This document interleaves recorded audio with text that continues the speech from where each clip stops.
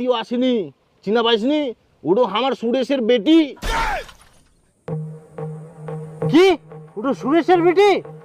এইরকম পোশাক আবার কবে পরা চালু করিল? এমরা তো ভদ্র ছিল আর সাধারণ পোশাক পরিল।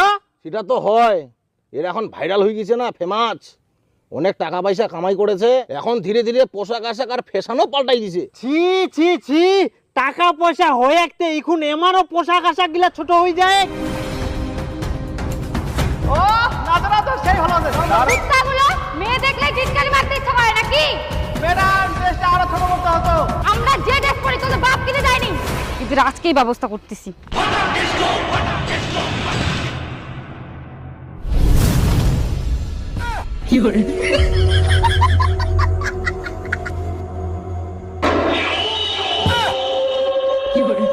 কিন্তু দাদা তাহলে তো এবার পাটার দাম সেই ভালো। সে মানে পাটার দাম খুবই। ক বিঘা গাড়ি